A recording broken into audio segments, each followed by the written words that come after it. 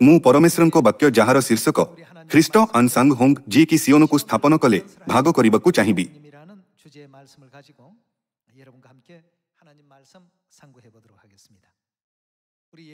जिरिमिया पुस्तक को आमे एक प्रमुख भविष्यवाणी पुस्तक भाव श्रेणीभुक्त करिपारिबा। जेतेबेले आमे जिरिमिया अध्याय 4 पद 5 पढ़िबा आमे एक गुरुत्वपूर्ण भविष्यवाणी देखिपारिबा। यह लिखा अछि लोक माननकु जेउ माने शेष दिन रे परित्राण पाइबे गोटिए स्थान को जिबा उचित। ताहा केउठारे अछि? एही वाक्य माध्यम रे शेष दिन रे परमेश्वर को लोक माने सियोन को जिबा उचित। परमेश्वर आंभ माननकु शिक्षा देउछंती जे परित्राण प्राप्त करिबा एवं अंतिम विपत्ति रु रक्षा पाइबा निमंते आंभ माननकु केउठाकु जिबा उचित। आसंतु आंभे माने एहाकु जिरिमिया अध्याय 4 पद 5 देखिबा। तुम्भे माने जिहुदारे प्रचार कर ओ जेरुसालेम रे घोषणा कर आउ कुह तुम्भे माने देशरे तुरी बजा उच्चस्वर करी कुह तुम्भे माने एकत्र हुओ आस आंभे माने दृढ़ नगर माननकु जाओ सियोन आड़े धिजा टेक रक्षा निमंते पड़ा आमे कुआडे जिबा उचित सियोनकु।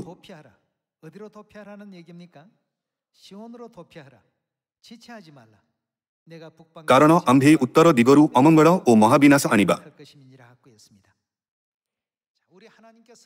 परमेश्वर ताहांकर लोकमानंकु शेष दिन विषय रे जानिबाकु देले जे सेमानंकु सियोनकु जिबा उचित। किंतु केवल यह जानिबा द्वारा बाइबल आंभमानंकु सियोनकु पलायन करिबाकु कहिथाए। कोन आमे सियोनकु खोजी परिबा? सियोन केउठारे अछि? शेष दिन रे परमेश्वर को लोक माननकु पवित्र आत्मा को मार्गदर्शन अनुଯାयी सेठाकु जिबा आवश्यक। परमेश्वर सियोन रे वास करंती। सेठारे आंभे माने पापर क्षमा एवं अनंत जीवन प्राप्त करि परिबा। एहा मध्य लेखा अछि जे परमेश्वर सियोन रे उद्धारर आशीर्वाद प्रस्तुत करियछंती। तथापि लोक माने सियोन विषय रे जानंती नहीं। तेणुकरी अनेक लोक समुद्ररु समुद्र पर्यंत एवं उत्तररु पूर्व पर्यंत भ्रमण करिवे किंतु सेमाने एहाकु पाइबे नहीं। फलस्वरूप लोक माने उद्धार पाइबाकु समर्थ हेबे नहीं। आसंतु आमे गीत संहिता 133 को जिबा एवं सियोन विषय रे जानिबा। अध्याय 133 पद 1।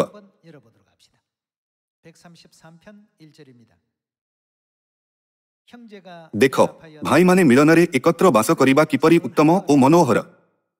ताहा मस्तकरे बहुमूल्य तेल स्वरूप जहा दाढ़ी रे अर्थात हारिणंकर दाढ़ी रे बही तांको वस्त्रांचल रे पड़िला। ताहा हर्मेणर शिशिर तुल्य जहा सियेनर पर्वतगण उपरे खेरी पड़े। कारण सदाप्रभु सेठारे केउठारे? सियोन रे आशीर्वाद हाँ अनंत जीवन आज्ञा कले। यह ठीक अटे जेहेतु परमेश्वर सियोन रे अनंत जीवन देवार प्रतिज्ञा करिथिले तेणुकरी शेष दिन रे परमेश्वर को लोक माननकु सियोन को जिबा आवश्यक। यह हेउची परमेश्वर को स्र। यह आंभ माननकर आशीर्वादर वाक्य परमेश्वर को आज्ञा अटे हाँ ना? आसंतु आंभे माने गीत संहिता अध्याय 132 पद 12 देखिबा। जेबे तुम्भ संतानगण आंभ नियम ओ आंभे सेमानंकु जेउ प्रमाण वाक्य सिखाइबा ताहा पालन करिबे तेबे सेमानंक संतानगण ही सदाकाल तुम्भ सिंहासन रे बसिबे। परमेश्वर को मनोनीत स्थान केउठारे अछि? एहा सियोन अटे। परमेश्वर सियोनकु ताहांको वासस्थान भावरे मनोनीत करियछंती। ख्रिस्टियान धर्म रे परमेश्वर को उपरे विश्वास करुथिबा 850 संप्रदाय अछंती। किंतु परमेश्वर केवल सियोनकु मनोनीत करियछंती अन्य कोनोसी स्थान नहीं। सदाप्रभु सियोनकु मनोनीत करियछंती। परमेश्वर काहीकि सियोनकु मनोनीत कले? से ताहाकु आपना निवास स्थान भावरे मनोनीत करियछंती। अन्य शब्दरे परमेश्वर सियोनकु ताहांको घर आपना अनंत विश्राम स्थान भावरे चयन करियछंती। एहा चिरकाल आंभर विश्राम स्थान अटे। एहा चिरकाल आंभर विश्राम स्थान अटे। एठारे आंभे वास करिबा कारण आंभे ताहा बांछा करियछु।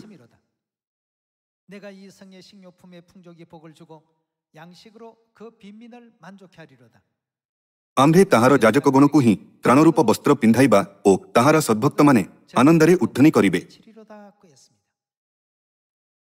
बाइबल कहे जे सियोन जुगे जुगे परमेश्वरଙ୍କ अनंत वासस्थान अटे। ଏହା परमेश्वरଙ୍କ अस्थायी वासस्थान नहीं। 그러한 어떤 장소가 아니죠. 또 영원한 अनंत स्वर्गर राज्य न आसिबा पर्यंत सियोन हेउछि परमेश्वरଙ୍କ विश्राम स्थान। 영원이라는 अनंतर अर्थ कौनसी अंत नहीं, हाँ ना। 그곳을 하나님께서 जेहेतु परमेश्वर सियोनकु ताहांकर विश्राम स्थान एवं अनंत काल स्थायी वासस्थान भावरे मनोनीत करिअछंती, तेणुकरी परमेश्वरଙ୍କ लोकमानंकु सियोनकु जिबा उचित। 계셨습니다. 자, 그렇다면 किछि लोक भाबी पारंती, आहा मु सियोनकु जिबाकु चाहुछि कारण एहा एक उत्तम स्थान अटे। तेबे कोन आम्भेमाने जानिबा उचित नुहे जे सियोन केउठारे अछि। 이사야서 33장에서 시온에 대한 내용을 좀 더 자세히 आसंतु आमे जिसाइय अध्याय 33 पद 20 को जाई एही विषय अधिक अध्ययन करिबा। 우리의 आम्भमानंक पवित्र सभास्थान सियोन नगर प्रति दृष्टि कर। 시온성을 보라고 했습니다. 시온 आत्मिक भावरे सियोन हेउछि एक चर्च जहाँ परमेश्वरଙ୍କ पर्व पालन करे। 바로 그 곳을 일러서 시온이라고 표현합니다. 우리의 आम्भमानंकर पवित्र सभास्थान सियोन नगर प्रति दृष्टि कर। तुम्भर चक्षु शांतिमय बस्ती स्थान जेरुसालेमକୁ ଦେଖିବ, ତାହା ଅଟଳ ତମ୍ବୁ ସ୍ୱରୂପ। 옮겨지지 아니할 장막이라. ତହିଁର କିଳା ସବୁ କେବେ ଉପୁଡ଼ା ଯିବ ନାହିଁ, କିଅବା ତହିଁର କୌଣସି ରଜ୍ଜୁ ଛିଣ୍ଡିବ ନାହିଁ। 나도 끊치지 아니할 것이며 여호와께서 ମାତ୍ର ସେଠାରେ ଅର୍ଥାତ୍ ସିଓନରେ ସଦାପ୍ରଭୁ ପ୍ରତାପରେ ଆମ୍ଭମାନଙ୍କର ସହବର୍ତ୍ତୀ ହେବେ। ପ୍ରଶସ୍ତ ନଦ ନଦୀ ଓ ଶ୍ରେଟସ୍ମୁହର ସ୍ଥାନ ସ୍ୱରୂପ ହେବେ। ସେ ସ୍ଥାନରେ ଆହୁଲାଯୁକ୍ତ କୌଣସି ପୋଟ ଗମନ କରିବ ନାହିଁ, କିଅବା ଭୟଙ୍କର ଜାହାଜ ତାହା ପାର ହେବ ନାହିଁ। 통행치 못할 넓은 하수나 강이 뚫린 같을 것이라. 대저 여호와는 କାରଣ ସଦାପ୍ରଭୁ ଆମ୍ଭମାନଙ୍କର ବିଚାରକର୍ତ୍ତା, ସଦାପ୍ରଭୁ ଆମ୍ଭମାନଙ୍କର ବୟବସ୍ଥାଦାତା। ପରମେଶ୍ୱର ଆମ୍ଭମାନଙ୍କୁ କେଉଁ ବୟବସ୍ଥା ଦେଇଅଛନ୍ତି? 새 언약의 ସେ ଆମ୍ଭମାନଙ୍କୁ ନୂତନ ନିୟମର ବୟବସ୍ଥା ଦେଇଅଛନ୍ତି। 우리의 왕이신 ସଦାପ୍ରଭୁ ଆମ୍ଭମାନଙ୍କର ରାଜା, ସେ ଆମ୍ଭମାନଙ୍କର ପରିତ୍ରାଣ କରିବେ। 것입니다. ତୁମ୍ଭର ପାଲଦୌଡ଼ି ସବୁ ହୁଗୁଳା ହେଇଅଛି, ସେସବୁ ଆପଣା ମାସ୍ତୁଲକୁ ଦୃଢ଼ ଓ ପାଲକୁ ବିସ୍ତାର କରିପାରିଲା ନାହିଁ। 하지 못하였나니라.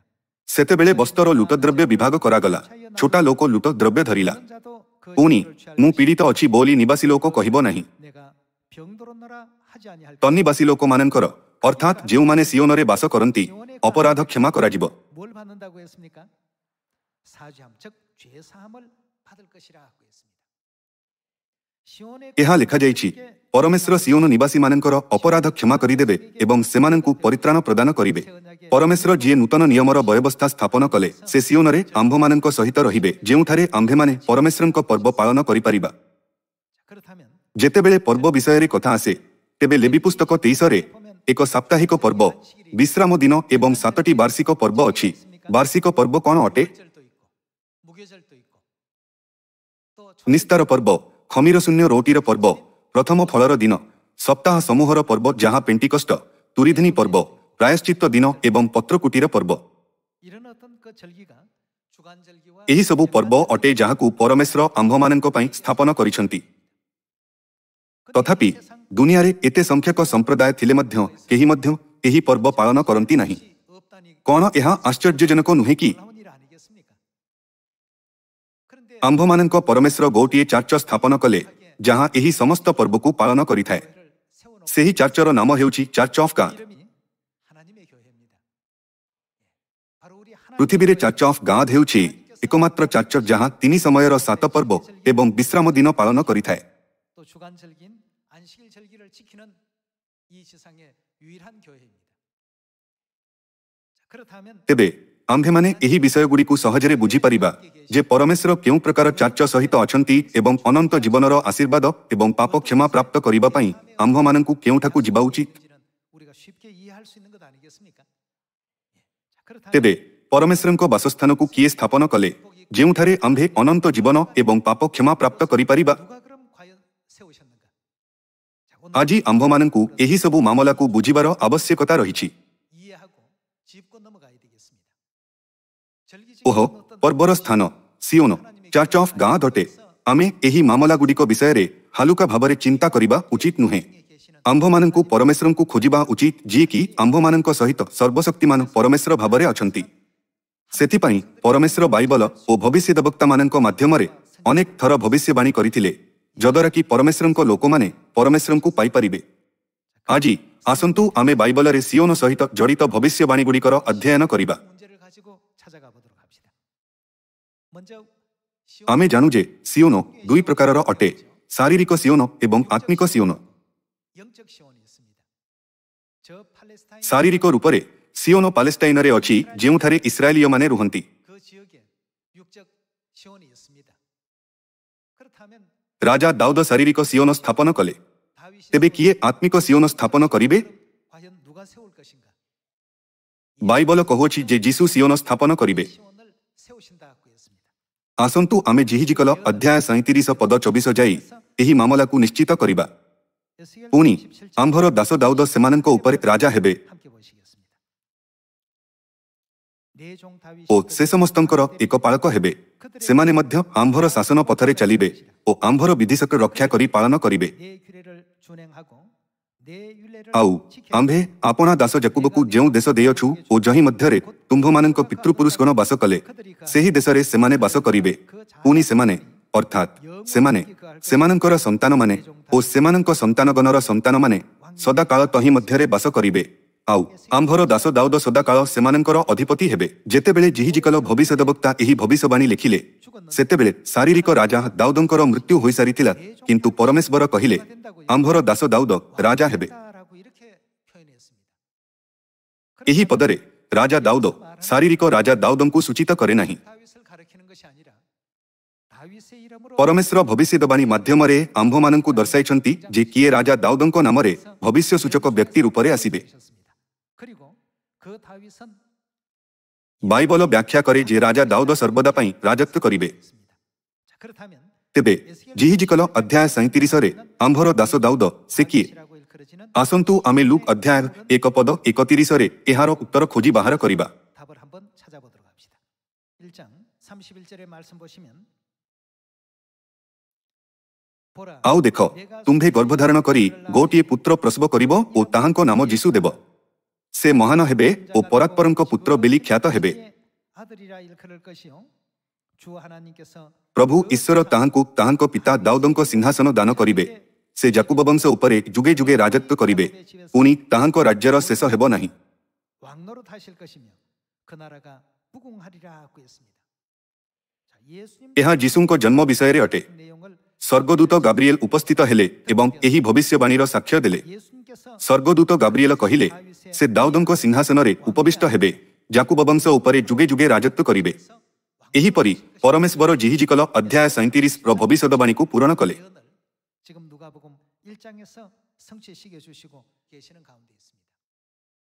이래서 ଶାରୀରିକ ଦାଉଦ ଏବଂ ଆତ୍ମିକ ଦାଉଦ। 영적 다윗 즉 육적 ଶାରୀରିକ ଦାଉଦ ଶାରୀରିକ ସିଓନ ସ୍ଥାପନ କଲେ। 시온에서 세워졌다고 한다면 ତେଣୁ ଆମେ ଦୃଢ଼ ଭାବରେ ବିଶ୍ୱାସ କରିପାରିବା ଯେ ଆତ୍ମିକ ଦାଉଦ ଆତ୍ମିକ ସିଓନକୁ ସ୍ଥାପନ କରିବେ। 의해서 반드시 세워질 것을 우리가 확신할 수 있습니다.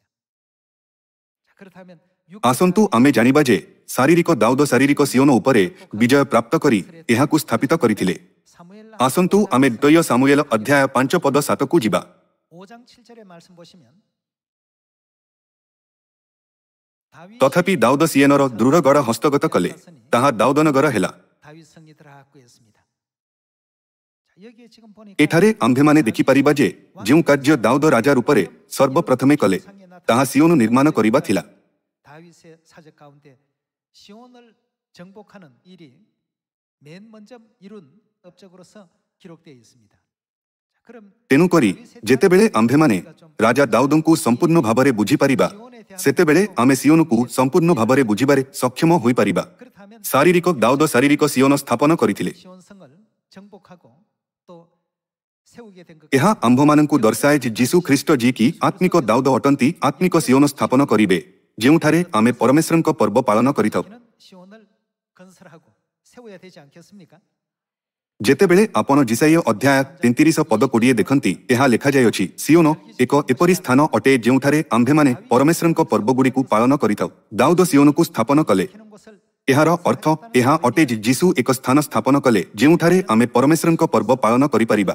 ଆସନ୍ତୁ ଆମେ ସଂକ୍ଷେପରେ ଜାଣିବା ଯେ କିପରି ଭାବରେ ଯୀଶୁ ପରମେଶ୍ୱରଙ୍କ ନୂତନ ନିୟମର ପର୍ବଗୁଡ଼ିକୁ ସ୍ଥାପନ କଲେ। ଆସନ୍ତୁ ଆମେ ମାଥ୍ୟୁ ଅଧ୍ୟାୟ 26 ପଦ 17କୁ ଯିବା।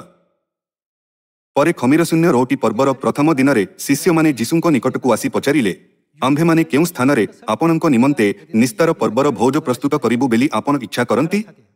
ଯୀଶୁ କହିଲେ, ନଗରରେ ଯାଇ ଅମୁକ ଲୋକଙ୍କ ନିକଟକୁ ଯାଇ କୁହ, ଗୁରୁ କହୁଅଛନ୍ତି, ମୋହର କାଳ ସନ୍ନିକଟ, ମୁଁ ମୋହର ଶିଷ୍ୟମାନଙ୍କ ସହିତ ତୁମ୍ଭ ଗୃହରେ ନିସ୍ତାର ପର୍ବ ପାଳନ କରିବି।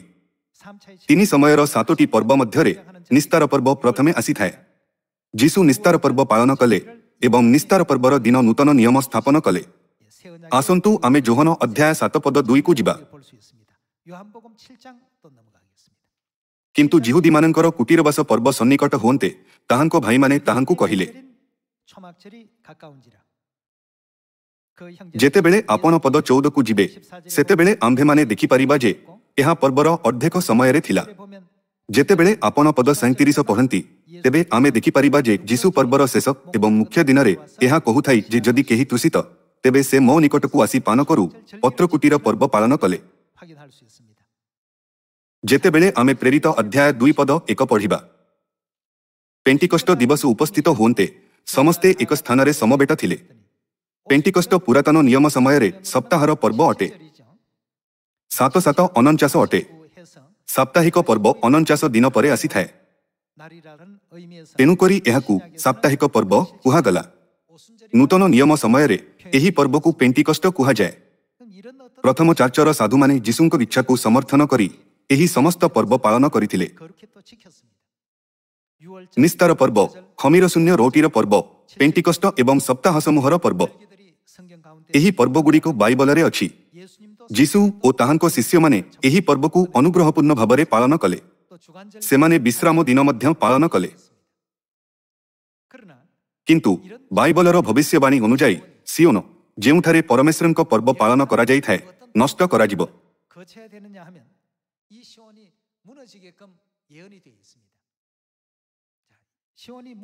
ଆସନ୍ତୁ ଏହାକୁ ଦାନିଏଲ ଅଧ୍ୟାୟ 7 ପଦ 25କୁ ଯାଇ ଏହା ନିଶ୍ଚିତ କରିବା।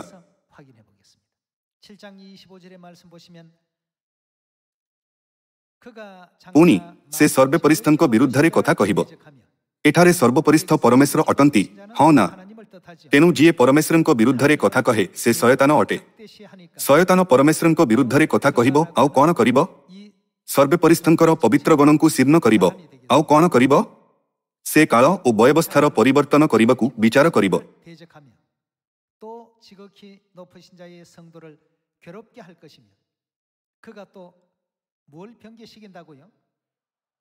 ପୁଣି ଏକ କାଳ, 2 କାଳ ଓ ଅର୍ଦ୍ଧ କାଳ ପର୍ଯ୍ୟନ୍ତ ସେମାନେ ତାହା ହସ୍ତରେ ସମର୍ପିତ ହେବେ। ସେ କାଳ ଓ ବୟବସ୍ଥାର ପରିବର୍ତ୍ତନ କରିବାକୁ ବିଚାର କରିବ। ଏହାର ଅର୍ଥ ହେଉଛି ଯେ ସେ ପରମେଶ୍ୱରଙ୍କ ପର୍ବକୁ ଲୋପ କରିବ।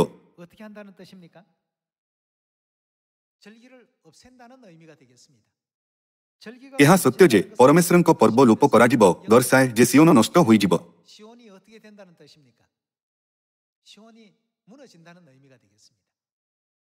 ସିଓନ ଏପରି ଏକ ସ୍ଥାନ ଅଟେ ଯେଉଁଠାରେ ଆମେ ପରମେଶ୍ୱରଙ୍କ ପର୍ବ ପାଳନ କରୁ, କିନ୍ତୁ ପର୍ବ ନଷ୍ଟ ହୋଇଯିବ, ଯାହାର ଅର୍ଥ ହେଉଛି ଆତ୍ମିକ ଭାବରେ ସିଓନ ନଷ୍ଟ କରାଯିବ। ଯେତେବେଳେ ଆମେ ଏହି ପଦ ସେ କାଳ ଓ ବୟବସ୍ଥାର ପରିବର୍ତ୍ତନ କରିବାକୁ ବିଚାର କରିବ ୱେନେଟି ସଂସ୍କରଣରେ ପଢ଼ିବା, ତେବେ ଏହିପରି ଲେଖାଯାଇଅଛି, ସେ ତାହାଙ୍କର ପବିତ୍ର ପର୍ବ ଏବଂ ବୟବସ୍ଥାକୁ ପରିବର୍ତ୍ତନ କରିବାକୁ ଚେଷ୍ଟା କରିବ। ବାଇବଲ ଭବିଷ୍ୟବାଣୀ କରେ ଯେ ଶୟତାନ ଏହିପରି କରିବ। ଜିସାଇୟ ଭବିଷ୍ୟଦ୍ବକ୍ତା ଏହା କହୁଥାଇ ଯେ ସିଓନ ଧ୍ୱଂସ ହୋଇଯିବ ସଂକ୍ଷେପରେ ଭବିଷ୍ୟବାଣୀ କଲେ। ଆସନ୍ତୁ ଆମେ ଜିସାଇୟ ଅଧ୍ୟାୟ 51 ପଦ 3କୁ ଯିବା। କାରଣ ସଦାପ୍ରଭୁ ସିଓନକୁ ସାନ୍ତ୍ୱନା କରିଅଛନ୍ତି, ସେ ତାହାର ଉତ୍ସନ୍ନ ସ୍ଥାନ ସବୁକୁ ସାନ୍ତ୍ୱନା କରିଅଛନ୍ତି। ସିଓନ ନଷ୍ଟ ହୋଇଯିବ ଆତ୍ମିକ ଭାବରେ। ଏହାର ଅର୍ଥ ହେଉଛି ଯେ ପରମେଶ୍ୱରଙ୍କ ପର୍ବଗୁଡ଼ିକ ନଷ୍ଟ କରାଯିବ। ଶୟତାନ ପରମେଶ୍ୱରଙ୍କ ପର୍ବ ଏବଂ ବୟବସ୍ଥାକୁ ପରିବର୍ତ୍ତନ ଏବଂ ଲୋପ କରିବ। ଜିସାଇୟଙ୍କ ପୁସ୍ତକରେ ଏହି ପରିସ୍ଥିତିକୁ ସିଓନ ନଷ୍ଟ ହୋଇଯାଇଛି ଭାବରେ ବର୍ଣ୍ଣନା କରାଯାଇଅଛି। ସେ ତାହାର ଉତ୍ସନ୍ନ ସ୍ଥାନ ସବୁକୁ ସାନ୍ତ୍ୱନା କରିଅଛନ୍ତି। ସେ ତାହାର ପ୍ରାନ୍ତରକୁ ଏଦନ ତୁଲ୍ୟ ଓ ତାହାର ମରୁଭୂମି କି ସଦାପ୍ରଭୁଙ୍କ ଉଦ୍ୟାନ ତୁଲ୍ୟ କରିବେ। ପରମେଶ୍ୱର ସିଓନକୁ ଏଦନ ପରି ପୁନଃସ୍ଥାପନ କରିବେ। ଆନନ୍ଦ ଓ ଉଲ୍ଲାସ, ଧନ୍ୟବାଦ ଓ ସଙ୍ଗୀତଧ୍ୱନି ତହିଁ ମଧ୍ୟରେ ହେବ। ଏହି ଭବିଷ୍ୟବାଣୀ ଅନୁସାରେ ସିଓନକୁ ପୁନଃନିର୍ମାଣ ଓ ପୁନଃସ୍ଥାପିତ କରାଯିବା ଉଚିତ। ଶୟତାନ ପରମେଶ୍ୱରଙ୍କ ପର୍ବକୁ ନଷ୍ଟ କରିବା ଦ୍ୱାରା ନିର୍ଦ୍ଧାରିତ ସମୟ ଏବଂ ବୟବସ୍ଥାକୁ ପରିବର୍ତ୍ତନ କରିଦେଲା। ଏହି ତଥ୍ୟ ଯେ ପରମେଶ୍ୱରଙ୍କ ପର୍ବ ନଷ୍ଟ ହୋଇଯିବର ଅର୍ଥ ସିଓନ ନଷ୍ଟ ହୋଇଯିବ। 그러나 ତଥାପି ଜିସାଇ ଅଧ୍ୟାୟ 51ର ଭବିଷ୍ୟବାଣୀ ଅନୁସାରେ ଯେଉଁ ସିଓନ ଧ୍ୱଂସ ହୋଇଗଲା ପରମେଶ୍ୱର ତାହାକୁ ଏଦନ ପରି ନିର୍ମାଣ କରିବେ ଏବଂ ତାହାର ମରୁଭୂମିକୁ ସଦାପ୍ରଭୁଙ୍କ ଉଦ୍ୟାନ ସଦୃଶ କରିବେ। 만들게 될 ସେହି ଦିନ କେବେ ଆସିବ? 온다고 했습니다. ଆସନ୍ତୁ ଆମେ ମିଖା ଅଧ୍ୟାୟ 4 ପଦ 1କୁ ଯାଇ ଖୋଜିବା। ଶେଷ ଦିନରେ ଏହା ଶେଷ ଦିନରେ ଘଟିବାକୁ ଥିବା ଘଟଣା ଅଟେ। 마지막 때 말일에 ମାତ୍ର ଶେଷ କାଳରେ ଏରୂପ ଘଟିବ। ସଦାପ୍ରଭୁଙ୍କ ଗୃହର ପର୍ବତ ପର୍ବତଗଣର ଶିଖର ଉପରେ ସ୍ଥାପିତ ହେବ ଓ ଉପପର୍ବତଗଣ ଅପେକ୍ଷା ଉଚ୍ଚୀକୃତ ହେବ, ଆଉ ଗୋଷ୍ଠୀଗଣ ସ୍ରୋତ ପରି ତହିଁ ମଧ୍ୟକୁ ବହି ଆସିବେ। 많은 이방이 감히 ପୁଣି 우리를 ଅନେକ ଗୋଷ୍ଠୀ ଯାଉ ଯାଉ କହିବେ, ତୁମ୍ଭେମାନେ ଆସ ସଦାପ୍ରଭୁଙ୍କ ପର୍ବତକୁ ଜାକୁବର ପରମେଶ୍ୱରଙ୍କ ଗୃହକୁ ଆମ୍ଭେମାନେ ଯାଉ। ତହିଁରେ ସେ ଆପଣା ପଥ ବିଷୟ ଆମ୍ଭମାନଙ୍କୁ ଶିକ୍ଷା ଦେବେ ଓ ଆମ୍ଭେମାନେ ତାହାଙ୍କ ମାର୍ଗରେ ଗମନ କରିବା। 율법이 କାରଣ ସିଏନଠାରୁ ବୟବସ୍ଥା ଓ ଜିରୁସାଲମଠାରୁ ସଦାପ୍ରଭୁଙ୍କର ବାକ୍ୟ ନିର୍ଗତ ହେବ। 나올 것이라고 했습니다. 자, 여기 ଏଠାରେ ଆମେ ଦେଖିପାରିବା 말일에 많은 ଶେଷ ଦିନରେ ଅନେକ ଲୋକ ସ୍ରୋତ ପରି ସିଓନକୁ ଯିବେ। 어떻게 한다고요? 예, 전부 몰려가더라고 했습니다. 그럼 시온- କ'ଣ ଏହାର ଅର୍ଥ ଏହା ନୁହେଁ ଯେ ସିଓନ ସ୍ଥାପନ କରାଯିବ। 시온이 ଯେପର୍ଯ୍ୟନ୍ତ ସିଓନ ସ୍ଥାପିତ ନ ହୁଏ ସେ ପର୍ଯ୍ୟନ୍ତ ଅନେକ ଜାତି ସିଓନକୁ ସ୍ରୋତ ପରି ଯାଇପାରିବେ ନାହିଁ। 몰려갈 수 있는 입장이 아니죠. 많은 ପୁଣି 이방이 이렇게 ଅନେକ ଗୋଷ୍ଠୀ ଯାଉ ଯାଉ କହିବେ, ତୁମ୍ଭେମାନେ ଆସ ସଦାପ୍ରଭୁଙ୍କ ପର୍ବତକୁ ଜାକୁବର ପରମେଶ୍ୱରଙ୍କ ଗୃହକୁ ଆମ୍ଭେମାନେ ଯାଉ। ତହିଁରେ ସେ ଆପଣା ପଥ ବିଷୟ ଆମ୍ଭମାନଙ୍କୁ ଶିକ୍ଷା ଦେବେ। 우리에게 가르칠 것이라고 했습니다. 하나님의 ପରମେଶ୍ୱରଙ୍କ ସମ୍ପୂର୍ଣ୍ଣ ବ୍ୟବସ୍ଥା ବିଧି ଏବଂ ପର୍ବ ଉଚ୍ଛେଦ କରିଦିଆଗଲା। ଏହି ଭବିଷ୍ୟବାଣୀ ଅନୁଯାୟୀ ପରମେଶ୍ୱର ଏହି ପୃଥିବୀକୁ ଆସିଅଛନ୍ତି ଏବଂ ନୂତନ ନିୟମର ସମସ୍ତ ବ୍ୟବସ୍ଥାକୁ ଶେଷ ଦିନରେ ପୁନଃସ୍ଥାପନ କରିଅଛନ୍ତି। 회복해 주신다는 뜻 아니겠습니까? ଏହା ଲେଖାଯାଇଅଛି, ଆମ୍ଭେମାନେ ତାହାଙ୍କ ପଥରେ ଗମନ କରିବା। ଯଦିଓ ଶୟତାନ ପରମେଶ୍ୱରଙ୍କ ସମସ୍ତ ବ୍ୟବସ୍ଥାକୁ ନଷ୍ଟ କରିଦେଲା, ତଥାପି ପରମେଶ୍ୱର ସମସ୍ତ ବିଷୟକୁ ପୁନଃସ୍ଥାପିତ କରିଅଛନ୍ତି। 황폐 ପରମେଶ୍ୱର ମରୁଭୂମିକୁ ଏଦନ ପରି ବଗିଚାରେ ପରିଣତ କଲେ, ପରମେଶ୍ୱରଙ୍କ ଉଦ୍ୟାନ ପରି ବନ୍ଧ୍ୟା ଭୂମି। 하나님의 동산같이 그렇게 만들어 놓으셨다고 했습니다. 그래서 결국 ପରମେଶ୍ୱରଙ୍କ ପ୍ରତ୍ୟେକ ପର୍ବ ନଷ୍ଟ କରିଦିଆଗଲା। 우리 새 언약의 କିନ୍ତୁ ମିଖା ଭବିଷ୍ୟଦ୍ବକ୍ତାଙ୍କ ମାଧ୍ୟମରେ ପରମେଶ୍ୱର ଭବିଷ୍ୟବାଣୀ କରିଥିଲେ ଯେ ପରମେଶ୍ୱରଙ୍କ ଦ୍ୱାରା ନୂତନ ନିୟମର ସମସ୍ତ ପର୍ବ ପୁନଃସ୍ଥାପିତ ହେବ। 미가 선지자를 통해서 허락해 놓으셨습니다. 자, 이 장면을 ଗୀତ ସଂହିତା ଲେଖକ ସ୍ପଷ୍ଟ ଭାବରେ ଏହା ବିଷୟରେ ବର୍ଣ୍ଣନା କରି କହିଲେ ଯେ ପରମେଶ୍ୱର ନଷ୍ଟ ହୋଇଯାଇଥିବା ସେହି ସିଓନକୁ ପୁନଃନିର୍ମାଣ କରିବେ। 다시 재건시킬 것이다. 이렇게 설명하고 있습니다. 시편 ଆସନ୍ତୁ ଆମ୍ଭେମାନେ ଗୀତ ସଂହିତା ଅଧ୍ୟାୟ 102 ପଦ 1କୁ ଯିବା। 여호와여 ହେ ସଦାପ୍ରଭୁ, ମୋହର ପ୍ରାର୍ଥନା ଶୁଣ ଓ ମୋ କାକୁକ୍ତି ତୁମ୍ଭ ନିକଟରେ ଉପସ୍ଥିତ ହେଉ। ମୋ ସଙ୍କଟ ଦିନରେ ମୋ ଠାରୁ ତୁମ୍ଭ ମୁଖ ଲୁଚାଅ ନାହିଁ। 내게 숨기지 마소서. ମୋ ପ୍ରତି ଆପଣା କର୍ଣ୍ଣ ଡେର। ମୁଁ ପ୍ରାର୍ଥନା କରିବା ଦିନରେ ମୋତେ ଶୀଘ୍ର ଉତ୍ତର ଦିଅ। 내게 응답하소서. ଆସନ୍ତୁ ଆମେ ପଦ 12କୁ ଯିବା। 여호와여 ମାତ୍ର ହେ ସଦାପ୍ରଭୁ, ତୁମ୍ଭେ ଅନନ୍ତକାଳ ଓ ତୁମ୍ଭର ସ୍ମରଣ ପୁରୁଷାନୁକ୍ରମରେ ଥିବ। 대대 이르리이다. ତୁମ୍ଭେ ଉଠି ସିଏନକୁ ଦୟା କରିବ, କାରଣ ତାହା ପ୍ରତି କୃପା କରିବାର ସମୟ ଏହି ହଁ ନିରୂପିତ ସମୟ ଉପସ୍ଥିତ। 이실 때라. 정한 ଯେହେତୁ ତୁମ୍ଭ ଦାସମାନେ ତହିଁର ପଥରରେ ଶ୍ରଦ୍ଧା ଓ ତହିଁର ଧୂଳିରେ ଦୟାଭାବ ବହନ୍ତି। 즐거워하며 그 ତହିଁରେ ଅନ୍ୟ ଦେଶୀୟମାନେ ସଦାପ୍ରଭୁଙ୍କ ନାମକୁ ଓ ପୃଥିବୀସ୍ଥ ରାଜଗଣ ତୁମ୍ଭ ମହିମାକୁ ଭୟ କରିବେ। 경외하며 କାରଣ ସଦାପ୍ରଭୁ କାହାକୁ 세계랑이 주의 ସିଏନକୁ 영광을 경외하리니 ସିଓନକୁ ପୁନର୍ବାର କିଏ ନିର୍ମାଣ କରିଅଛନ୍ତି? 무엇을 ସଦାପ୍ରଭୁ ସିଏନକୁ ପୁନର୍ନିର୍ମାଣ କରିଅଛନ୍ତି ଓ ସେ ଆପଣା ଗେରବାରେ ଦର୍ଶନ ଦେଇଅଛନ୍ତି। 누구라고 했습니까? 하나님께서 시온을 건설하시고 그 영광 중에 나타나셨음이라고 했습니다. 근데 여기서 ଗୋଟିଏ ବିଷୟ ଯାହାକୁ ଆମ୍ଭମାନଙ୍କୁ ଧ୍ୟାନ ଦେବା ଆବଶ୍ୟକ ତାହା ହେଉଛି ଶବ୍ଦ ପୁନର୍ନିର୍ମାଣ କରିବା। 이 건설하는 이 대목을 ଯେତେବେଳେ ଏହା ସିଓନ ନିର୍ମାଣ ବିଷୟରେ କହିଥାଏ, ତେବେ ଏହା କୁହେ ନାହିଁ ଯେ ନିର୍ମାଣ କରିବେ, କିନ୍ତୁ କହିଥାଏ ପୁନର୍ନିର୍ମାଣ କରିବେ, ଯାହାର ଅର୍ଥ ହେଉଛି ପୁନର୍ବାର ନିର୍ମାଣ କରିବେ। 한번 무너졌던 것은 ଯେହେତୁ ପରମେଶ୍ୱର ସିଓନକୁ ଯାହାକି ଥରେ ନଷ୍ଟ ହୋଇଯାଇଥିଲା ପୁନର୍ନିର୍ମାଣ କରିବେ, ଏହାକୁ ନିର୍ମାଣ ପରିବର୍ତ୍ତେ ପୁନର୍ନିର୍ମାଣ ଭାବରେ ଲେଖାଯାଇଅଛି। 내용으로서 영문 성경에는 그렇게 표현이 되어 있습니다. 80 ଆସନ୍ତୁ ଆମେ ଗୀତ ସଂହିତା ଅଧ୍ୟାୟ 87 ପଦ 5 ଦେଖିବା। 시편 87편 5절의 말씀 보시면 시온에 대하여 ଆହୁରି ସିଏନ ବିଷୟରେ କୁହାଯିବ, ଏ ଜଣ ଓ ସେ ଜଣ ତହିଁ ମଧ୍ୟରେ ଜାତ ହେଲେ, ପୁଣି ସର୍ବେ ପରିସ୍ଥସ୍ୟଂ ତାହା ସୁସ୍ଥିର କରିବେ। 한다고요? 시온을 세우리라 하리로다. 여호와 ସଦାପ୍ରଭୁ ଗେଷ୍ଟିବର୍ଗର ନାମ ଲେଖିବା ସମୟରେ ଏ ଜଣ ସେଠାରେ ଜାତ ହେଲା ବୋଲି ଗଣନା କରିବେ। 이 사람이 거기서 나타하시리로다고 했습니다. ଏହି ପଦରେ ସର୍ବୋପରିସ୍ଥ କିଏ ଅଟନ୍ତି? 하나님께서 ପରମେଶ୍ୱର ସ୍ୱୟଂ ସିଓନକୁ ସ୍ଥାପିତ କରିବେ। 세우시겠다고 했습니다. 시편 ଗୀତ ସଂହିତା ଅଧ୍ୟାୟ 102ରେ ଲେଖା ଅଛି, ପରମେଶ୍ୱର ସ୍ୱୟଂ ସିଓନକୁ ସ୍ଥାପନ କରିବେ। 영적 그 시온은 절기로 말미암아 ଆତ୍ମିକ ସିଓନ ପରମେଶ୍ୱରଙ୍କ ପର୍ବ ମାଧ୍ୟମରେ ସ୍ଥାପିତ ହେବ। ଯେତେବେଳେ ପରମେଶ୍ୱରଙ୍କ ପର୍ବ ଲୋପ ହୋଇଗଲା, ସେତେବେଳେ ସିଓନ ଉଜାଡ଼ ଏବଂ ଧ୍ୱଂସ ହୋଇଗଲା। 시온이 무너진다는 의미가 되겠고, 이 무너졌다 ତାହାଙ୍କ ବିଷୟରେ ବାଇବଲ କ'ଣ କହିଥାଏ? ଯିଏ ଆସନ୍ତି ଏବଂ ସିଓନକୁ ପୁନର୍ନିର୍ମାଣ କରନ୍ତି। 복구시켜 주실 분이 이 땅에 등장하신다면 그분은 바로 누구라고 성경은 예언하고 있습니까? ଯେପର୍ଯ୍ୟନ୍ତ ପରମେଶ୍ୱର ନ ଆସନ୍ତି, ସେ ପର୍ଯ୍ୟନ୍ତ ସିଓନ ସ୍ଥାପନ ହୋଇପାରିବ ନାହିଁ। 될 수가 없습니다. 그러니 오늘날 ଆଜିକାଲି ସମୁଦ୍ର କୂଳର ବାଲି ପରି ଆମ୍ଭମାନଙ୍କ ଆଖପାଖରେ ଅନେକ ଚାର୍ଚ୍ଚ ଏବଂ ସମ୍ପ୍ରଦାୟ ଅଛି। 수많은 교파가 있어도 କ'ଣ ଏପରି କୌଣସି ଚାର୍ଚ୍ଚ ଅଛି ଯିଏକି 3 ସମୟର 7ଟି ପର୍ବ ପାଳନ କରିଥାଏ? 새 언약의 절기를 କ'ଣ ଏପରି କୌଣସି ଚାର୍ଚ୍ଚ ଅଛି ଯିଏକି ନୂତନ ନିୟମର ପର୍ବ ପାଳନ କରିଥାଏ? 그 교회들은 하나님께서 ଆମେ କାହିଁକି ଏହାକୁ ଖୋଜି ପାରିନାହୁଁ? ଏହାର କାରଣ ହେଉଛି ପରମେଶ୍ୱର ସେହି ଚାର୍ଚ୍ଚଗୁଡ଼ିକୁ ସ୍ଥାପନ କରିନାହାନ୍ତି। ପରମେଶ୍ୱର ସିଓନକୁ ସ୍ଥାପନ କରିବା ନିମନ୍ତେ କେଉଁ ପ୍ରକାର ସତ୍ୟକୁ ନେଇକି ଆସିବା ଉଚିତ? 절기를 가지고 오셔야 ତାହାଙ୍କୁ ନୂତନ ନିୟମର ପର୍ବ ଆଣିବା ଆବଶ୍ୟକ। 새 언약의 절기를 가지고 오셔야 되겠습니다. ପର୍ବ ବିନା ସିଓନ ସ୍ଥାପିତ ହୋଇପାରିବ ନାହିଁ।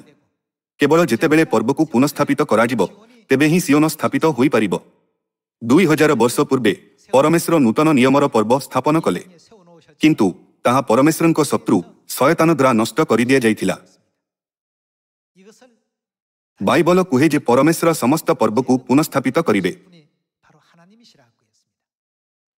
오늘날 ଆଜି ବିଶ୍ରାମ ଦିନ, ନିସ୍ତାର ପର୍ବ ଏବଂ 3 ସମୟର 7ଟି ପର୍ବ ଯାହା ଆମ୍ଭେମାନେ ଥରେ ହରାଇ ଦେଇଥିଲୁ, ପୁନଃସ୍ଥାପିତ କରାଗଲା। 하나님의 온전한 절기를 수복할 수 있었다. ଏହାର ଅର୍ଥ କ'ଣ ଅଟେ? ଏହିସବୁ କିଏ ପୁନଃସ୍ଥାପିତ କଲେ? ପରମେଶ୍ୱର ଏହି ସମସ୍ତଙ୍କୁ ପୁନଃସ୍ଥାପିତ କଲେ। 세우셨기 때문입니다. 근데 ଏହି ଶେଷ ଦିନରେ ସିଓନର ସମସ୍ତ ସନ୍ତାନମାନଙ୍କୁ କିଏ ବିଶ୍ରାମ ଦିନ, ନିସ୍ତାର ପର୍ବ, ଖମିର ଶୂନ୍ୟ ରୋଟିର ପର୍ବ, ପ୍ରଥମ ଫଳର ଦିନ ଏବଂ ପତ୍ରକୁଟିର ପର୍ବ ବିଷୟରେ ଶିକ୍ଷା ଦେଲେ? 모든 시온의 자녀들에게 전파되었고 또 알려졌고 가르침을 받게 되었습니까? 안상홍 ଖ୍ରୀଷ୍ଟ ଆନସାଙ୍ଗହୋଙ୍ଗ 전부 이 모든 가르침을 받게 되었습니다. ଖ୍ରୀଷ୍ଟ ଆନସାଙ୍ଗହୋଙ୍ଗ ହେଉଛନ୍ତି ପରମେଶ୍ୱର ଯାହାଙ୍କ ବିଷୟରେ ବାଇବଲ ଏବଂ ସମସ୍ତ ଭବିଷ୍ୟଦ୍ବକ୍ତାମାନେ ସାକ୍ଷ୍ୟ ଦେଲେ। 누구라는 뜻입니까? 하나님이시죠. 이 땅에 କେବଳ ପରମେଶ୍ୱର ହିଁ 3 ସମୟର 7ଟି ପର୍ବକୁ ପୁନଃସ୍ଥାପିତ କରିପାରିବେ। 가지고 오실 수 있어요. କେବଳ ପରମେଶ୍ୱର ହିଁ ପରମେଶ୍ୱରଙ୍କ ସନ୍ତାନମାନଙ୍କୁ ପର୍ବଗୁଡ଼ିକ ବିଷୟରେ ଜାଣିବାକୁ ଦେଇପାରିବେ। 그러니 오늘날 ଆମ୍ଭମାନଙ୍କ ଚାରିପାଖରେ ଅନେକ ଚାର୍ଚ୍ଚ ଏବଂ ଧର୍ମଶାସ୍ତ୍ରୀ ଅଛନ୍ତି। ଯୀଶୁଙ୍କ ସମୟରୁ ଆଜି ପର୍ଯ୍ୟନ୍ତ ହଜାର ହଜାର ଥିସିସ ପ୍ରସ୍ତୁତ କରାଯାଇଅଛି, ହଁ ନା? 예수님 때로부터 ତଥାପି କ'ଣ କୌଣସି ଥିଓଲୋଜିଷ୍ଟ କିମ୍ବା ଥେସିସ ଅଛନ୍ତି ଯିଏକି ଜୋର ଦିଅନ୍ତି? 분들이 나왔겠습니까? 그런데 그 가운데 6월절 ଆମ୍ଭମାନଙ୍କୁ ନିସ୍ତାର ପର୍ବ, ବିଶ୍ରାମ ଦିନ ଏବଂ 3 ସମୟର 7ଟି ପର୍ବ ପାଳନ କରିବା ଆବଶ୍ୟକ। 라고 하는 주장하는 사람이 하나라도 있습니까? ନାହିଁ। ଏପରି କାହିଁକି? 왜 ଏହା କେବଳ କିଏ କରିପାରିବେ? 이 ସେ ପରମେଶ୍ୱର ଅଟନ୍ତି। 누구만이 하실 수 ବାଇବଲ କହିଥାଏ ଯେ ସର୍ବୋପରିସ୍ଥ ସିଓନକୁ ସୁସ୍ଥିର କରିବେ। 하나님께서 지존자가 시온을 세운다고 하셨고 시편 102편에 ଯେତେବେଳେ ଆମେ ଗୀତ ସଂହିତା ଅଧ୍ୟାୟ 102 ପଢ଼ିବା, ତେବେ ଏହା ଲେଖା ଅଛି ଯେ ପରମେଶ୍ୱର ସିଓନକୁ ପୁନର୍ନିର୍ମାଣ କରିବେ, ଯାହା ଧ୍ୱଂସ ହୋଇଯାଇଥିଲା। 때문에 ଯେପର୍ଯ୍ୟନ୍ତ ସେ ପରମେଶ୍ୱର ନୁହନ୍ତି, ସେ ପର୍ଯ୍ୟନ୍ତ କେହି ମଧ୍ୟ 3 ସମୟର 7ଟି ପର୍ବକୁ ପୁନଃସ୍ଥାପନ କରିପାରିବେ ନାହିଁ। 가지고 올 수가 없습니다. ଯେତେବେଳେ ଆମେ ମାଥ୍ୟୁ ଅଧ୍ୟାୟ ପଢ଼ୁ, ତେବେ ଯୀଶୁ ନିସ୍ତାର ପର୍ବ ପାଳନ କରୁଛନ୍ତି। 지키는 장면 ଏହା କେତେ ସ୍ପଷ୍ଟ ଅଟେ? 나와 있습니까? 누가복음 20 ଯେତେବେଳେ ଆମେ ଲୁକ୍ ଅଧ୍ୟାୟ 22 ପଢ଼ିବା, ସେତେବେଳେ ପ୍ରେରିତ ପିତର ଏବଂ ଯୋହନ ନିସ୍ତାର ପର୍ବ ପ୍ରସ୍ତୁତ କଲେ ଏବଂ ମାର୍କର ଉପରିସ୍ଥ କୋଠରୀରେ ଅବଶିଷ୍ଟ ପ୍ରେରିତମାନଙ୍କ ସହିତ ନିସ୍ତାର ପର୍ବ ପାଳନ କଲେ। 이 놀라운 기록들이 정확하게 ତଥାପି ଆଜିକାଲି ଅଧିକାଂଶ ଚାର୍ଚ୍ଚ ନିସ୍ତାର ପର୍ବ ପାଳନ କରନ୍ତି ନାହିଁ। 교회가 କ'ଣ ଏହା ଆଶ୍ଚର୍ଯ୍ୟଜନକ ନୁହେଁ କି? 그 이유를 보면 놀랍지 않습니까? 그들이 ସେମାନେ ଏହାକୁ କାହିଁକି ପାଳନ କରନ୍ତି ନାହିଁ? 참 하나님 ଏହା ଏଥିପାଇଁ ଅଟେ କାରଣ ସେମାନେ ପ୍ରକୃତ ପରମେଶ୍ୱରଙ୍କୁ ଗ୍ରହଣ କରନ୍ତି ନାହିଁ। 6월절은 325 ଖ୍ରୀଷ୍ଟାବ୍ଦରେ ନିକିଆ ପରିଷଦରେ ନିସ୍ତାର ପର୍ବକୁ ନଷ୍ଟ କରାଗଲା। 회의 이후에 ଏହାପରେ ଚାର୍ଚ୍ଚ ନିସ୍ତାର ପର୍ବ ପାଳନ କରୁଥିବା ଲୋକମାନଙ୍କୁ ନିନ୍ଦା କଲା। 6월절 지키는 사람들을 전부 이단으로 정지했기 때문에 법으로 ସେତେବେଳେ ସରକାରୀ ଆଇନ ଲୋକମାନଙ୍କୁ ନିସ୍ତାର ପର୍ବ ପାଳନ କରିବାରେ ରୋକୁଥିଲା। 통시를 했기 때문에 ବିଶ୍ରାମ ଦିନ ପାଳନ କରିବାକୁ ଲୋକମାନଙ୍କୁ ରୋକିବା ପାଇଁ ଆଇନ ପ୍ରଣୟନ କରାଗଲା। ଏହିପରି ପରମେଶ୍ୱରଙ୍କ ବ୍ୟବସ୍ଥା ଗୋଟିଏ ପରେ ଗୋଟିଏ ନଷ୍ଟ ହୋଇଗଲା। 하나님의 법이 하나씩 둘씩 전부 다 깨어져 버렸습니다. 절기가 다 사라져. ସମସ୍ତ ପର୍ବ ନଷ୍ଟ କରିଦିଆଗଲା। 이런 상태로서는 ପରମେଶ୍ୱର ଆମ୍ଭମାନଙ୍କୁ ସିଓନକୁ ଯିବାକୁ କହିଲେ। ଯଦିଓ ଆମ୍ଭେ ଏହି ଭବିଷ୍ୟତବାଣୀ ବିଷୟରେ ଜାଣୁ, ଯେପର୍ଯ୍ୟନ୍ତ ସିଓନ ସ୍ଥାପିତ ହୋଇନାହିଁ, ଆମ୍ଭେମାନେ କିପରି ସେହି ସ୍ଥାନକୁ ଯାଇପାରିବା? 누군가가 오셔서 କେହି ଜଣେ ଆସି ସିଓନ ସ୍ଥାପିତ କରିବା ଉଚିତ। 예언을 ବାଇବଲର ଭବିଷ୍ୟବାଣୀ ଅନୁଯାୟୀ ସିଓନକୁ କିଏ ସ୍ଥାପନ କରିପାରିବେ? 없다고요? ଏହା କେବଳ ପରମେଶ୍ୱର ଅଟନ୍ତି। 하나님이 아니고는 절대 시온을 세울 수 없다고 되어 있습니다. 예. 그 오늘날 우리가 절기 ଆଜିକାଲି 시온에서 ଆମେ ସିଓନରେ ପରମେଶ୍ୱରଙ୍କ ପର୍ବ ପାଳନ କରୁଅଛୁ। 있다는 것은 ଏହାର ଅର୍ଥ କ'ଣ ଅଟେ? 이 진리 안에 ଆମ୍ଭମାନଙ୍କ ସହିତ କିଏ ଅଛନ୍ତି? 뜻이 되겠습니다. ପରମେଶ୍ୱରଙ୍କୁ ଆସିବା ଉଚିତ ଏବଂ 3 ସମୟର 7ଟି ପର୍ବ ଏବଂ ବିଶ୍ରାମ ଦିନକୁ ପୁନଃସ୍ଥାପନ କରିବା ଉଚିତ। 우리로 하여금 ପରମେଶ୍ୱର ଆମ୍ଭମାନଙ୍କୁ ନିସ୍ତାର ପର୍ବ, ଖମିର ଶୂନ୍ୟ ରୋଟିର ପର୍ବ, ପ୍ରଥମ ଫଳର ଦିନ, ସପ୍ତାହ ସମୂହର ପର୍ବ, ତୁରିଦିନୀର ପର୍ବ, ପ୍ରାୟଶ୍ଚିତ୍ତ ଦିନ ଏବଂ ପତ୍ରକୁଟିର ପର୍ବ ପାଳନ କରିବାକୁ ଅନୁମତି ଦେଲେ। 이를 지킬 수 있도록 인도하셨다. ପରମେଶ୍ୱରଙ୍କ ସମସ୍ତ ପର୍ବ ପାଳନ କରିବାକୁ ପରମେଶ୍ୱର ଆମ୍ଭମାନଙ୍କୁ ମାର୍ଗଦର୍ଶନ କରନ୍ତି। ଏହାର ଅର୍ଥ କ'ଣ ଅଟେ? ଏହାର ଅର୍ଥ ହେଉଛି ଯେ ସିଓନ, ଯାହା ଥରେ ନଷ୍ଟ ହୋଇଯାଇଥିଲା, ପୁନଃନିର୍ମିତ ହୋଇଅଛି। 자, 그렇다면 이 시온 ବାଇବଲ ଆମ୍ଭମାନଙ୍କୁ ବୁଝାଇଥାଏ ଯେ କେବଳ ପରମେଶ୍ୱର ହିଁ ସିଓନକୁ ସ୍ଥାପନ କରିପାରିବେ। 하나님이 오셔서 하나님만 ଏହା ମିଖା ପୁସ୍ତକରେ ଲେଖାଯାଇଅଛି। ଗୀତ ସଂହିତାର ପୁସ୍ତକରେ ଏପରି ଲେଖାଯାଇଅଛି, ସର୍ବୋପରିସ୍ଥ ସିଓନକୁ ସୁସ୍ଥିର କରିବେ। 지존자가 시온을 반드시 건설할 것이라고 했습니다. 이런 ବାଇବଲର ଏହି ସମସ୍ତ ଭବିଷ୍ୟବାଣୀ ଅନୁଯାୟୀ ଖ୍ରୀଷ୍ଟ ଆନସାଙ୍ଗ ହୋଙ୍ଗ ଆସିଲେ 3 ସମୟର 7ଟି ପର୍ବକୁ ଯାହା ନଷ୍ଟ ହୋଇଯାଇଥିଲା ପୁନଃସ୍ଥାପନ କଲେ। 분이 바로 우리 안상홍님이십니다. 그렇다면 ଖ୍ରୀଷ୍ଟ ଆନସାଙ୍ଗ ହୋଙ୍ଗ ପ୍ରକୃତରେ ଆମ୍ଭମାନଙ୍କ ପରମେଶ୍ୱର ଅଟନ୍ତି, ଯିଏ ଏହି ଶେଷ ଦିନରେ ସିଓନକୁ ପୁନଃନିର୍ମାଣ କରିଥିଲେ। ସେ ସେହି ଅଟନ୍ତି ଯାହାଙ୍କ ବିଷୟରେ ବାଇବଲ ଓ ଭବିଷ୍ୟଦ୍ବକ୍ତାମାନେ ଭବିଷ୍ୟବାଣୀ କରିଅଛନ୍ତି। 비록 우리 ଯଦିଓ ସେ ଆମ୍ଭମାନଙ୍କ ପରି ଶରୀରରେ ଆସିଲେ, ପ୍ରକୃତରେ ସେ ଆମ୍ଭମାନଙ୍କ ସ୍ୱର୍ଗୀୟ ପିତା ଅଟନ୍ତି, ଯିଏକି ସ୍ୱର୍ଗରୁ ଆମ୍ଭମାନଙ୍କୁ ଉଦ୍ଧାର କରିବାକୁ ଆସିଥିଲେ। 하늘 아버지시오. 또 오셔서 하늘 어머니 ସେ ଆମ୍ଭମାନଙ୍କୁ ସ୍ୱର୍ଗୀୟ ମାତାଙ୍କ ସତ୍ୟ ବିଷୟରେ ମଧ୍ୟ ଜଣାଇଲେ ଏବଂ ଏଲିୟଙ୍କ ମିଶନକୁ ସମ୍ପାଦନ କଲେ। 엘리야의 사명의 길을 또 걸어가지 않았습니까? 내 뒤에 ସ୍ୱର୍ଗୀୟ ପିତାଙ୍କ ଶିକ୍ଷା ଅନୁସାରେ ମୋ ଉତ୍ତରେ ଆଉ ଏକ ଉଦ୍ଧାରକର୍ତ୍ତା ଅଛନ୍ତି। 아버지의 그 가르침을 따라서 요한계시록 ପ୍ରକାଶିତ ବାକ୍ୟ ଅଧ୍ୟାୟ 22 ପଦ 17ରେ ଆତ୍ମା ଏବଂ କନ୍ୟା ଏହି ଜଗତର ସମସ୍ତ ଲୋକଙ୍କୁ ଅନନ୍ତ ଜୀବନ ପ୍ରାପ୍ତ କରିବା ପାଇଁ ଆମନ୍ତ୍ରଣ କରୁଛନ୍ତି। 참된 생명을 허락하시기 위해서 값없이 누구든지 오라고 이렇게 초대하고 계시지 않습니까? 그 초대에 ଆମ୍ଭେମାନେ ଏହି ନିମନ୍ତ୍ରଣକୁ ପ୍ରାପ୍ତ କରିଅଛୁ। ଫଳସ୍ୱରୂପ ବର୍ତ୍ତମାନ ଆମେ କେଉଁଠାରେ ଅଛୁ? 어떤 상태에 ଆମ୍ଭେମାନେ ସିଓନରେ ଅଛୁ। 시온 안에 지금 다 들어와 있습니다. ଆମ୍ଭମାନଙ୍କ ନିମନ୍ତେ ଆମ୍ଭମାନଙ୍କ ପରିତ୍ରାଣ ଉପରେ ଭରସା ରଖିବା ଉଚିତ ଅଟେ। ଆସନ୍ତୁ ଆମେ ଏହି ପବିତ୍ର ପର୍ବତ ସିଓନରେ, ଯେଉଁଠାରେ ଆମେ ପରମେଶ୍ୱରଙ୍କ ପର୍ବ ପାଳନ କରିପାରିବା, ସ୍ୱର୍ଗୀୟ ପିତା ଖ୍ରୀଷ୍ଟ ଆନସାଙ୍ଗ ହୋଙ୍ଗଙ୍କୁ ଅନନ୍ତ ଧନ୍ୟବାଦ, ସମ୍ମାନ ଏବଂ ଗୌରବ ପ୍ରଦାନ କରିବା। ଆସନ୍ତୁ ଆମେ ସ୍ୱର୍ଗୀୟ ମାତା ନୂତନ ଜେରୁସାଲମକୁ, ଯିଏକି ପବିତ୍ରାତ୍ମାଙ୍କ ଭାର୍ଯ୍ୟା ରୂପରେ ଆମ୍ଭମାନଙ୍କୁ ରକ୍ଷା କରିବା ନିମନ୍ତେ ଆସିଲେ, ଧନ୍ୟବାଦ, ସମ୍ମାନ ଓ ଗୌରବ ପ୍ରଦାନ କରିବା। 아버지 어머니를 ଆସନ୍ତୁ ଆମେ ପିତା ଏବଂ ମାତାଙ୍କ ସାକ୍ଷୀ ହେବା ଏବଂ ସମସ୍ତ ଦେଶରେ ତାହାଙ୍କ ବିଷୟରେ ଗର୍ବ କରିବା। 정인이 ଯେତେବେଳେ ସାକ୍ଷୀମାନେ ନୀରବ ରହିବେ, କିଏ ପ୍ରଭାବିତ ହେବ? 정인 ଯିଏ ସାକ୍ଷୀ ନିଯୁକ୍ତ କରିବେ ସେ ପ୍ରଭାବିତ ହେବେ। 법정에 ଅଦାଲତରେ ଅଭିଯୋଗକାରୀ ଓ ଅଭିଯୁକ୍ତ ଅଛନ୍ତି। 원고도 ଅଭିଯୋଗକାରୀମାନେ ଜଣେ ସାକ୍ଷୀଙ୍କୁ ସେମାନଙ୍କ ପକ୍ଷ ରଖିବା ପାଇଁ ନିଯୁକ୍ତ କରିବେ। 정인으로 세웁니다. 피고도 마찬가지입니다. 그래서 ତେଣୁକରି ଜିସାଇୟ ଅଧ୍ୟାୟ 62 କହିଥାଏ, ଜେରୁସାଲମର ଗୌରବ ପ୍ରଚାର କରିବା ପାଇଁ ଦିନ କିମ୍ବା ରାତି ନୀରବ ରୁହ ନାହିଁ। 종야에 잠잠치 말라고 했습니다. 그렇다면 ଆମ୍ଭେମାନେ ଯେଉଁ ଅନୁଗ୍ରହ ପ୍ରାପ୍ତ କରିଅଛୁ, ତାହା ଲୋକମାନଙ୍କୁ ଜଣାଇବା ଆମ୍ଭମାନଙ୍କର ଦାୟିତ୍ୱ। 전해줄 의무가 우리에게는 있습니다. 저들에게도 가르쳐야 ସିଓନ କେଉଁଠାରେ ଏବଂ କିଏ ସିଓନକୁ ସ୍ଥାପନ କରିବେ? ନୂତନ ଜେରୁସାଲମ ସ୍ୱର୍ଗୀୟ ମାତା, ଯିଏ ପବିତ୍ର ଆତ୍ମାଙ୍କ କନ୍ୟା ଅଟନ୍ତି, ସେ ଆମ୍ଭମାନଙ୍କ ପରିତ୍ରାଣ ପାଇଁ ଆମ୍ଭମାନଙ୍କ ସହିତ ଅଛନ୍ତି। ଆସନ୍ତୁ ଆମେ ସମସ୍ତେ ଏପରି ଲୋକଙ୍କୁ ପ୍ରଚାର କରିବା। 할수 있는 여러분과 제가 ମୋତେ ଆଜିର ଉପଦେଶ ସମାପ୍ତ କରିବାକୁ ଦିଅନ୍ତୁ। ଆପଣଙ୍କୁ ଧନ୍ୟବାଦ। ପରମେଶ୍ୱର ଆପଣଙ୍କୁ ଆଶୀର୍ବାଦ କରନ୍ତୁ।